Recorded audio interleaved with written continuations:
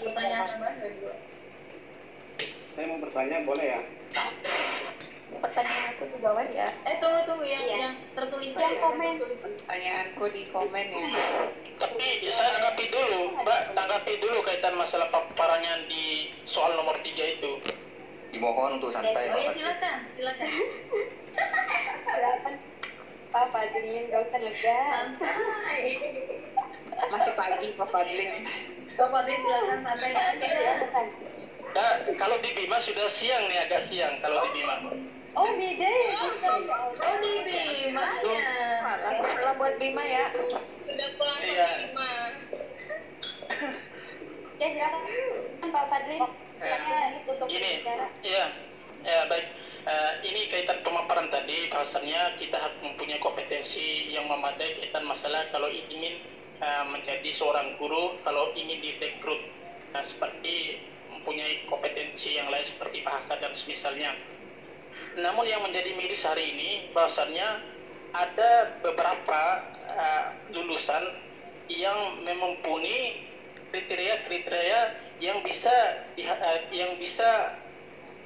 dikatakan profesional dalam mengajar sebagai guru, dan dia memiliki kompetensi yang memadai. Namun dengan keadaan Indonesia sekarang yang notabene dalam tanda kutip KKM nih, korupsi, nepotisme dan semisalnya, jadi orang yang tidak profesional terhadap guru saja bisa masuk untuk mengajar dan mengalahkan orang yang mempunyai kompetensi. Dan bagaimana menurut para pemakalah kaitan masalah ini? Ya nanya lagi, katanya mau nanggapi. Nanya bukan nambahan. Iya, itu Iya. nanya sekaligus menanggapi. Bukan nanggapi, itu namanya nanya, nambahin. Ya oke, Bu Badri yang mau jawab dulu. Enggak, Bu Noyansi, aku mau dijawab punya buku apa? Oke, Pak Fadlin, saya coba jawab. Diterima atau tidak itu terserah, tapi jangan baper ya. Nggak pede banget deh. Oke, gini. Silakan Hayati. Kalau saya melihat dari pengalaman saya, memang ada guru-guru yang dia kompetensinya bukan di mata pelajaran itu, tapi dia mengajar mata pelajaran tersebut. Nah, kenapa seperti itu? Kembali kepada birokrasi atau kembali kepada pemerintah pada saat itu. Nah, kalau saya lihat, saya karena mengajarnya di negeri, jadi saya menjelaskan sesuai pengalaman saja.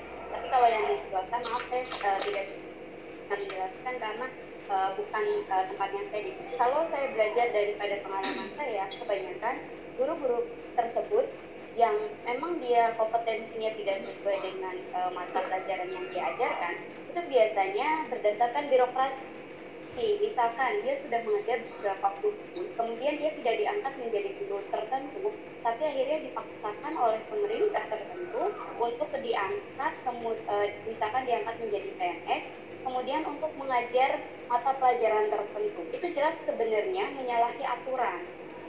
Tetapi balik lagi kepada permainan politik dalamnya.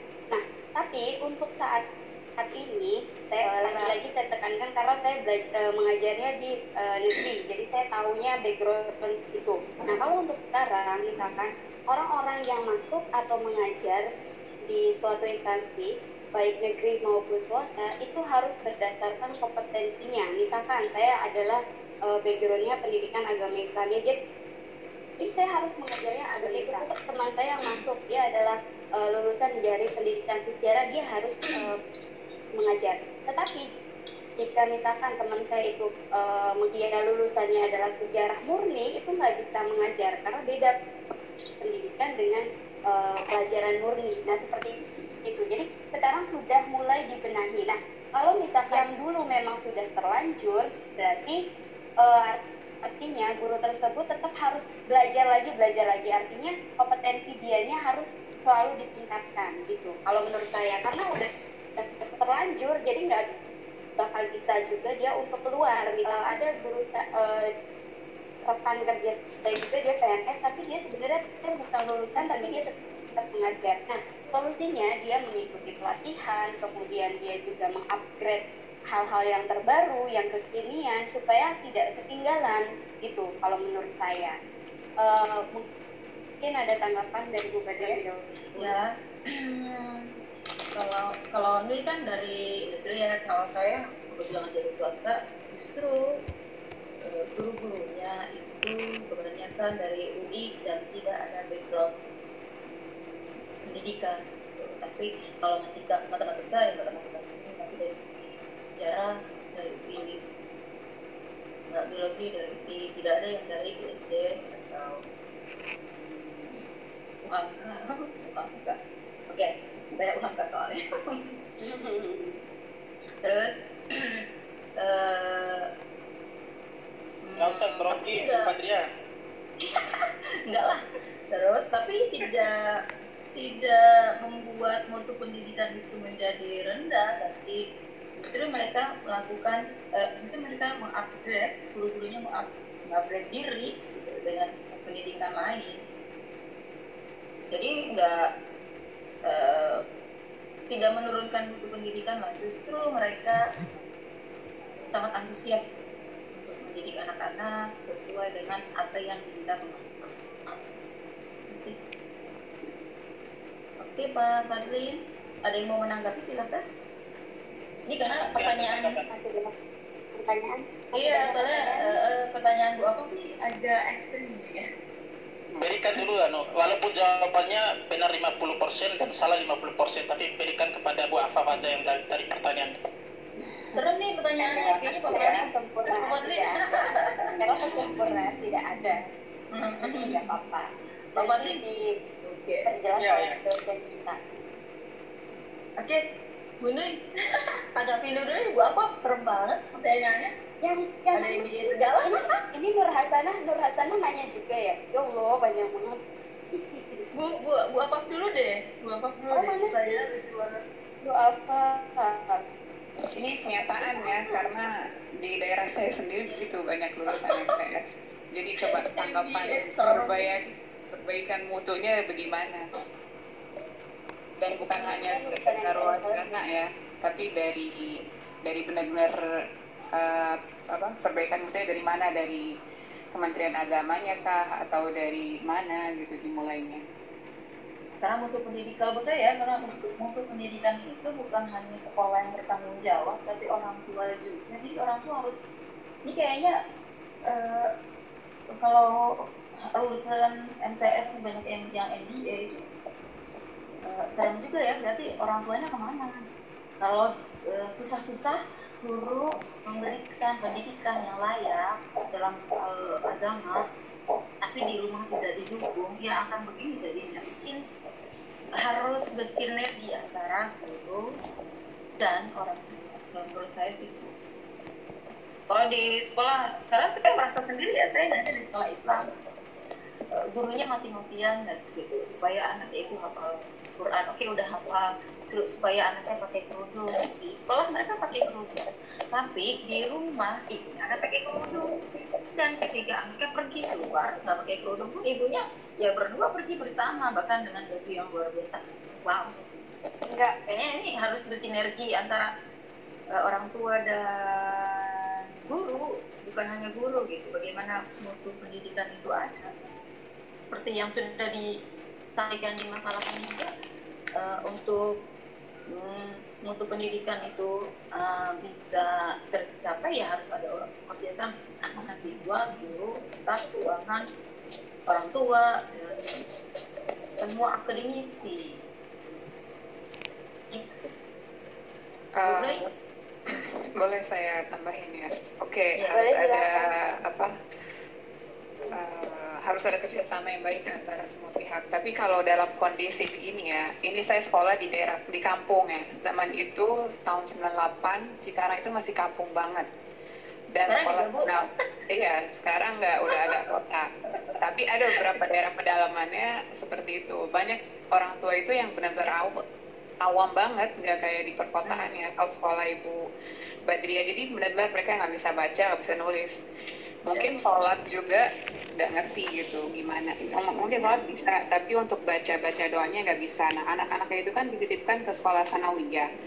Berarti itu adalah tugas dan tanggung jawab guru sepenuhnya ya untuk mendidik mereka biar agama Islam itu benar-benar merasuk ke dalam hati. Yang saya lihat sih sebenarnya ada mutu dari pendidiknya yang kurang dan kepala sekolah atau jadi sekolah sendiri itu nggak ada sistemnya ketat atau guru mengajar hanya sekadar mengajar mungkin karena mengejar pendapatan di luar selain di sekolah. Karena tahu sendiri ya kalau sekolah sanawiyah di kampung mereka itu banyak yang nggak bayaran gitu karena orang tuanya itu apa sih petani gitu kan, pedagang kecil-kecilan yang penghasilannya nggak cukup untuk bayar SPP.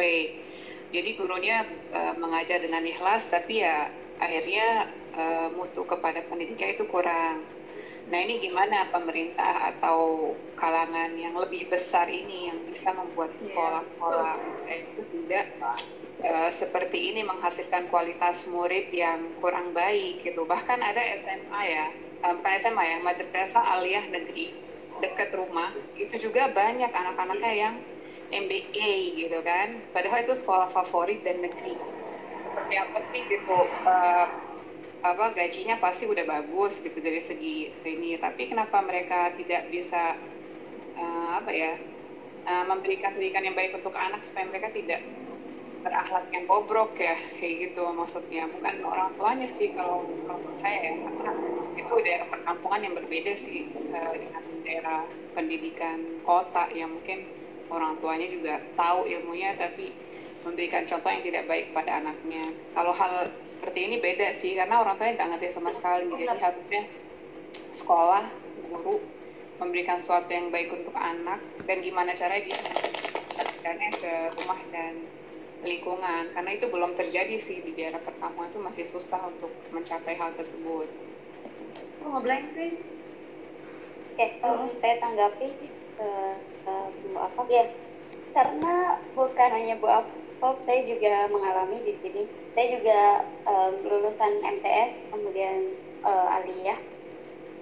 Kemudian mereka setelah atau teman-teman saya setelah lulus, ya udah yang awalnya sekolah itu berjilbab juga mereka goodbye semua. Istilahnya semua yang udah diajarin di sekolah itu ya yang nempel mungkin hanya yang penting ngerjain sholat gitu aja kali ya. Pendapat saya, karena saya juga teman-teman saya sama modelnya gitu.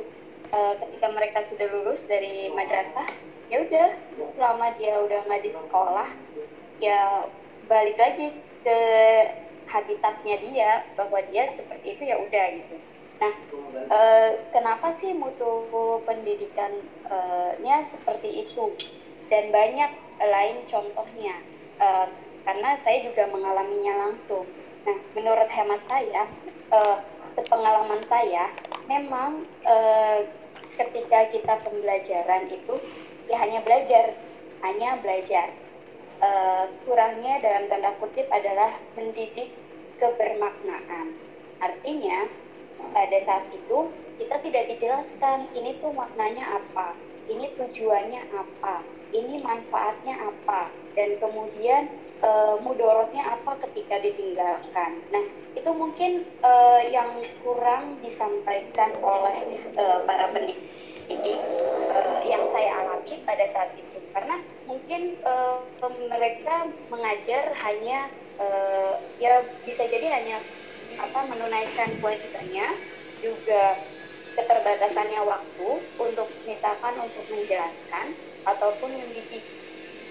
Dalam artian kan kita punya istilahnya adalah ada yang harus dituntaskan. Nah, mereka terpaku pada materi, pengayaan. Jadi di situ peningkatan kebermaknaan mutu pendidikannya itu mungkin kurang atau terlewat ada beberapa hal. Nah, itu mungkin tugas kami, tugas kita semua sebagai pendidik yang nanti ketika menjelaskan materi itu bisa disampaikan hanya seperempat atau setengah dari mata pelajaran tersebut. Selebihnya kita bisa membahas mengenai moral, mengenai akhlak, tujuannya apa, bagaimana penerapannya. Itu saya rasa yang lebih penting, karena ya nanti juga di masyarakat mereka bagaimana memperlihatkan identitas saya sebagai seorang Muslim, akhlaknya, etikanya, bahkan saya juga miris ketika ada orang-orang yang Muslim itu bahkan etikanya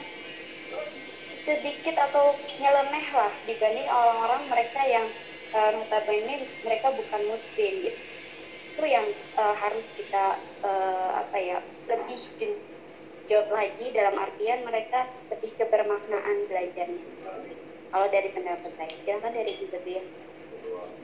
Kayaknya Pak Ali aja nih, karena kalau Pak Ali yang jawab pasti nyambung ke pertanyaannya Pak Habib. Silakan Pak Ali. Masih banyak kayak kita pertanyaan. Mungkin ini ya, secara tambahan berarti kalau di negeri kan ada evaluasi pendidik secara berkala. Kayaknya kalau di agama itu nggak ada ya.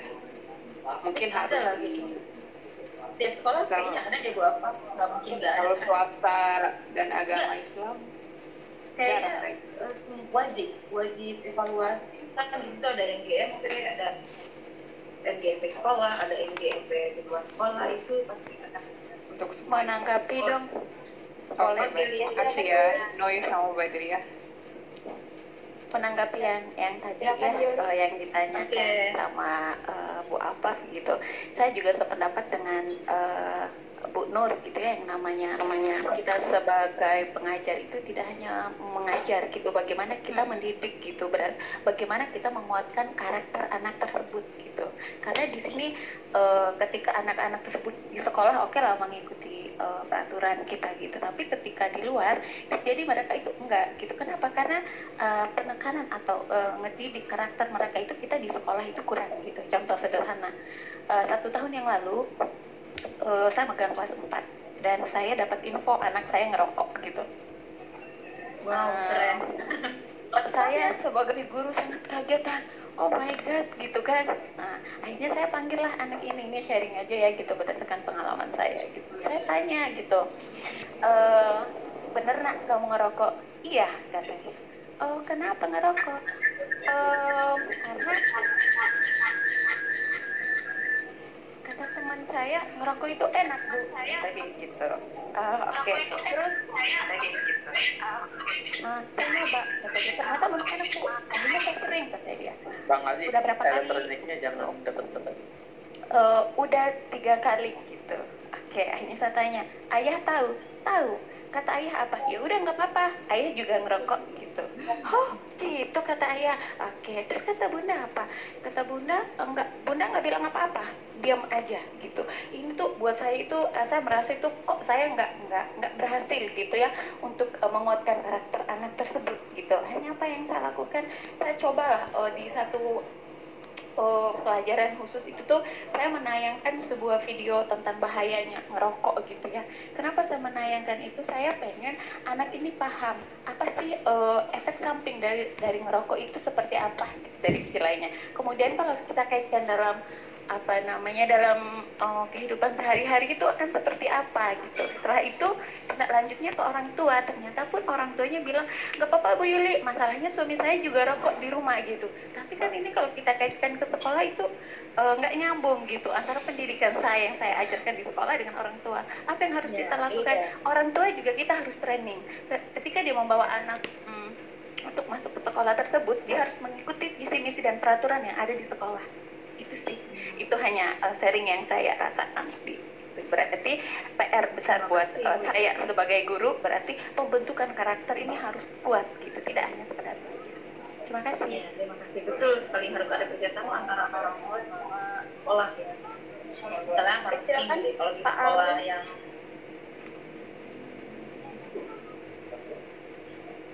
ya silakan Pak Ali live ya. Ada. Silakan Pak. Saya Pak, ya Ibu. Ya silakan Pak Ali Abdurrahman. Ya. Halo. Dengar nggak Bu? Pendengar? Udah.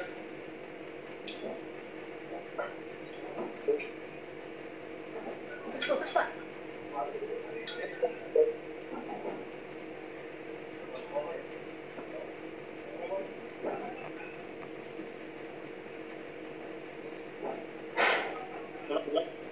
Suaranya putus-putus. bantuan. Halo. Nyambung sih ya, Nuy. Silakan kali. Baik, saya izin menambahkan. Mendengar Oh, suara? kali. Diizinkan Pak, diizinkan Pak. Oke, lumayan kedengeran. Baik, terima kasih. Yang pertama, saya tentu ingin berterima kasih kepada seluruh guru-guru yang ada di tanah air ini. Beliaulah yang mengajarkan kita seperti hari ini. Artinya ada peran besar dari mereka tentang bagaimana kemudian kita bisa menjadi insan yang baik. Gitu. Yang kedua, tentu ada wilayah yang kemudian kita bisa memperbaiki. Artinya mereka sudah sangat berjuang di masa-masa yang lalu dengan kondisinya yang mungkin berbeda dengan kita hari ini. Bahkan kita mungkin bisa memberikan masukan. Mungkin kalau kita berada di posisi mereka akan seperti itu. Maka ya, jalan tengahnya adalah kita memahami kondisi, tapi bukan hanya memahami, bertindak untuk memperbaiki sisa apa yang belum mereka lakukan. Itu yang kedua. Yang ketiga yang ingin saya sampaikan bahwa pendidikan itu merupakan satu kesatuan sistem yang tidak bisa dipisahkan dengan sistem yang lainnya. Ada politik, ada ekonomi, ada budaya, ada keamanan dan sebagainya. Maka ketika kita terjebak hanya dalam konteks pendidikan, maka saya pikir kita tidak bijak untuk menyimpulkan bahwa ini karena aspek pendidikan saja. Kenapa demikian? PISA itu sudah merilis ini organisasi internasional yang concern dalam menilai pendidikan di seluruh dunia. Indonesia itu tahun 2009 mendapatkan nomor urut pendidikan 72 dari 7 negara. Teman-teman bisa akses di PISA nomor urut 72 dari 77 negara. Nah, kemudian itu saya pikir tidak bisa kita melepaskan aspek pendidikan dengan aspek-aspek yang lain. Maka kita lihat bagaimana perhatian pemerintah terhadap pendidikan. Kita tidak bisa kemudian melepaskan konteksnya pada guru, melepaskan konteksnya hanya pada fasilitas, melepaskan konteksnya pada kota dan desa. Juga tidak bisa begitu. Karena kemudian pendidikan itu bagian yang tidak terpisahkan dari yang lain. Lalu bagaimana? Yang pertama harus melihat sejauh mana perhatian pemerintah terhadap pendidikan. Itu yang pertama. Yang kedua, apakah dalam pendidik setelah perhatian pemerintah? Yang kedua, apakah terjadi dikotomi antara pendidikan agama dan pendidikan nasional non agama? Kemudian yang ketiga, berapa anggaran untuk pendidikan itu? Gitu. Nah, itu satu. Kemudian ketika jawabannya adalah perhatiannya tidak signifikan, baik, maka kita harus fokus ke dalam wilayah yang ketiga. Pilihan yang ketiga adalah ketika kita sebagai pendidik, maka harus merumuskan visi misi yang yang sesuai dengan yang ingin dicapai dari sekolah itu. Artinya wilayah tadi kita sudah bertanya, ternyata perhatian pemerintah terhadap pendidikan tidak signifikan. Oke, berarti kita melepaskan dari itu karena setelah dibahas tidak ada perhatian cukup. Artinya kita sudah membahas itu. Yang kedua, kita sebagai pendidik. Sebagai pendidik berarti sekolah harus punya visi misi yang menggabungkan sekolah, keluarga, dan masyarakat. Artinya harus ada ketersambungan peran-peran itu. Maka tugas dan sebagainya. Lebih lanjut, saya sampaikan bahwa tentang pertanyaan Ibu Afaf tadi bahwa kejadian ini hampir merata bukan hanya di daerah, tapi hampir di seluruh Nusantara. Bahkan pendidikan dunia pun konteksnya katakanlah Amerika bukan hal yang biasa, bukan hal yang aneh, itu sudah menjadi yang biasa. Berarti itu terjadi sistemik. Yang harus dilakukan sekolah adalah harus mengunci peran-peran orang tua peran guru dan peran lembaga itu sendiri. Peran sekolah berarti harus memastikan kerjanya atau gajinya lebih besar dan pendidikan dia, gitu. Artinya baik. Kemudian mengontrol sangat dengan betul bagaimana dia menghadapi dia juga harus paham visi misinya, harus dipahami. Kemudian rutin mengadakan pertemuan-pertemuan di sekolah, kemudian di rumah juga harus dilanjutkan. Kenapa? Karena ketika itu visi misi itu tidak disamakan dengan orang tua dan lingkungan, akan terjadi betulan. Karena kita tidak bisa berharap pemerintah itu sudah sedikit saya singgung tentang pengertian pemerintahan. Maka fokus kita berarti di sekolah memegang kendali untuk memahamkan orang tua dan juga untuk memahamkan guru dan memahamkan lingkungan. Meskipun akan terjadi berulang, maksud saya. Sehingga kemudian hal-hal seperti itu bisa dijadikan pelajaran agar tidak terjadi lagi. Dan terakhir yang saya sampaikan, memang tidak bisa kemudian kita melepaskan dari yang lain. Fatizat semua ini menjadi konteks kita, tapi konteks kita sebagai guru yang kita lakukan adalah bagaimana mengendalikan 3 aspek: sekolah, orang tua, dan lingkungan. Saya pikir itu, mohon maaf terlalu panjang.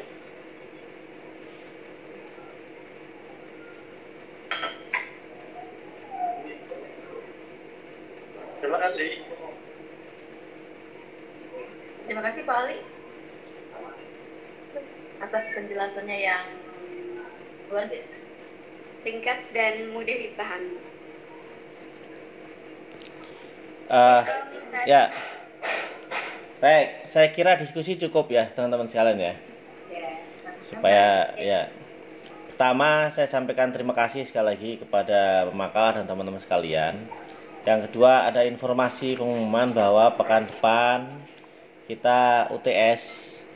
Jadi online-nya tidak menggunakan Google Meet. Soalnya silakan ditulis, mungkin yang bawa tulisan, nanti yang sedang tidak membawa tulisan silakan nanti bisa di-share dengan yang bawa tulisan. Jadi soal ini nanti dikirim jawabannya via email. Jadi pekan depan kita tidak ketemu seperti ini. Ketemunya adalah mengumpulkan hasil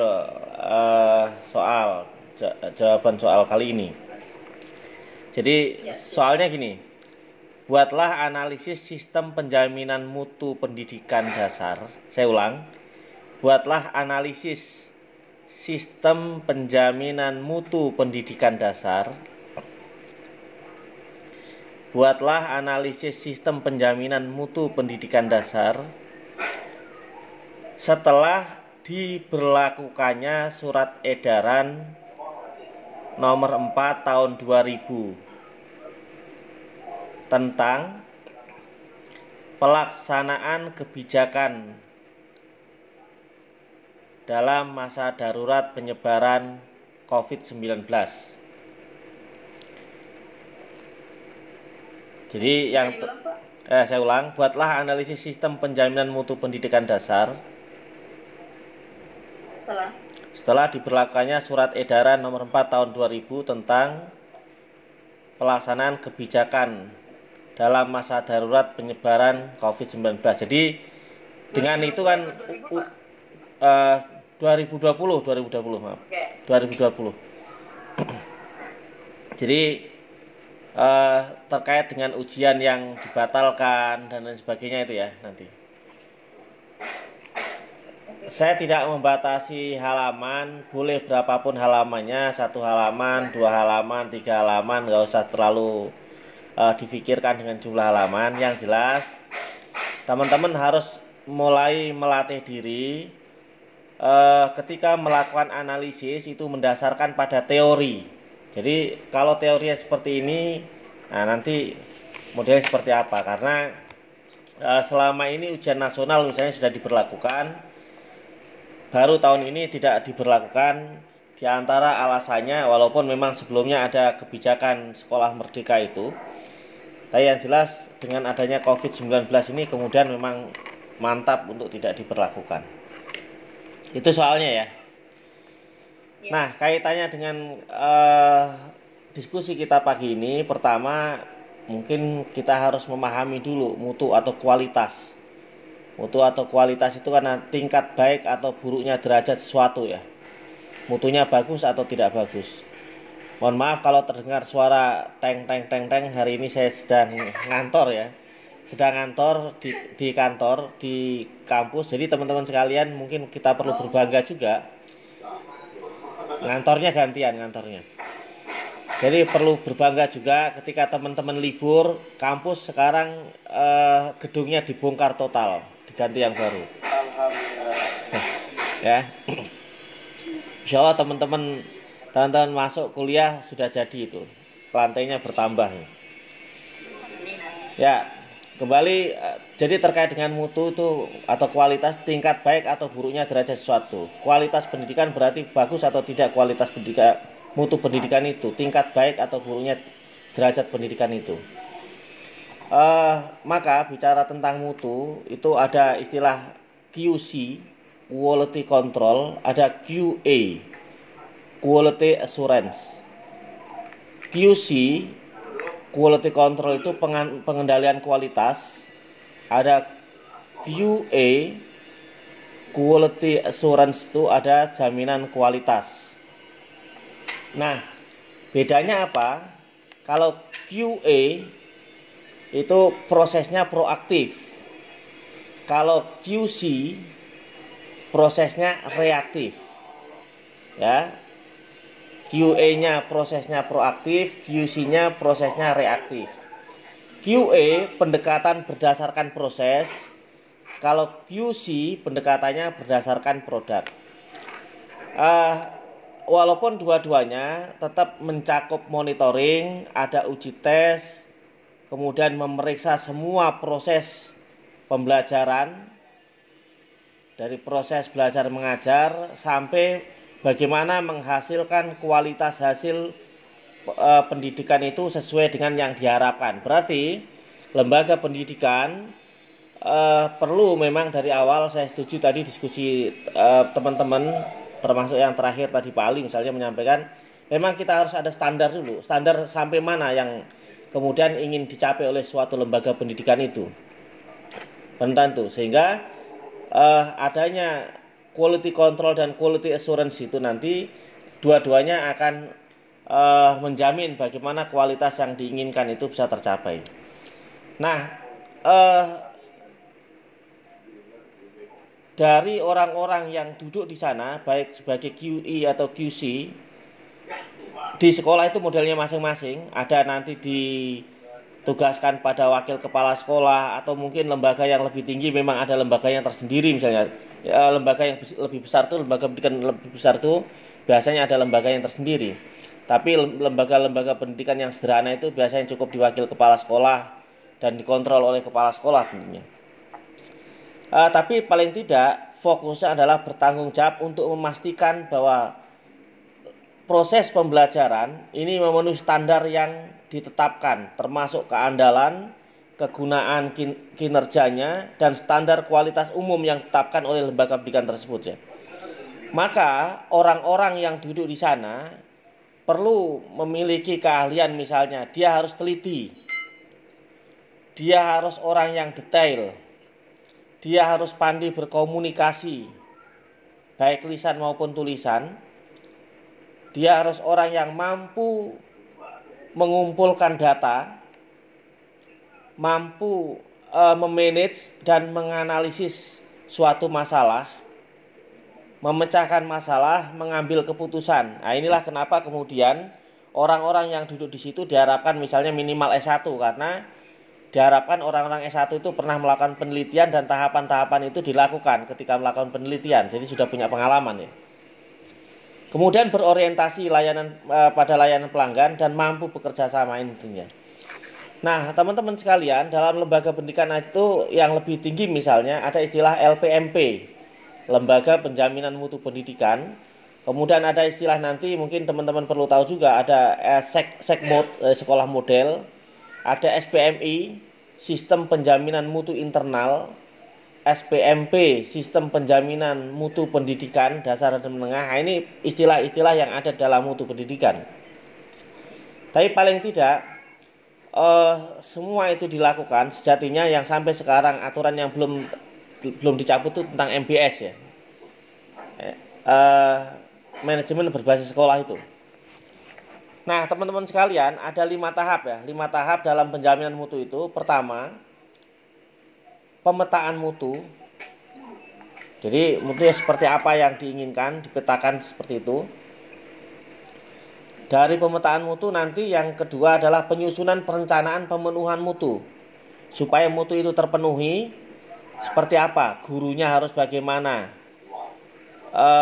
Sarana prasarana harus seperti apa? Misalnya sarana prasarana dalam konteks sekarang, sekali lagi saya tegaskan, tadi sudah disampaikan oleh Bu Badriah, bahwa dalam konteks saat ini kita tidak harus bertemu langsung. Semakin ke sana, sekolah-sekolah yang mengandalkan gedung yang bagus nanti mungkin akan ditinggalkan, karena semakin modern orang itu tidak harus terpaku pada gedung, tetapi tatap muka pertemuan yang semakin berkualitas itu barangkali yang akan dicari. Maka penyusunan perencanaan pemenuhan mutu ini menjadi hal yang penting setelah pemetaan mutu itu kemudian ditetapkan. Yang ketiga, pelaksanaan pemenuhan mutu, bagaimana supaya terlaksana. Nah, itu kemudian buat sedetail mungkin ya. Yang keempat tentang evaluasi pelaksanaan pemenuhan mutu. Kemudian yang kelima, penyusunan strategi pencapaian mutu yang baru, sehingga semakin ke sana mutu itu akan terus berkembang. Saya kira itu teman-teman sekalian. Terima kasih. Saya kira nggak ada pertanyaan ya, cukup ya. Mungkin nanti pertanyaan bisa di dalam tulisan lah ya. Tapi tadi Bapak bilang mungkin suatu saat gedung nggak lagi menjadi pendidikan bermutu. PT IKI lagi bangun loh Pak. Oh iya. Itu untuk yang sekarang lah. Tapi kan PT IKI sekarang sudah mulai diikuti juga. PT IKI itu diikuti juga dengan kualitas-kualitas yang lain, insya Allah lah ya. Baik, saya kira itu. Terima kasih sekali lagi teman-teman sekalian. Mari sama-sama kita akhiri baca hamdalah. Alhamdulillahirabbil alamin. Assalamualaikum warahmatullahi wabarakatuh. Sehat selalu ya. Alhamdulillah. Terima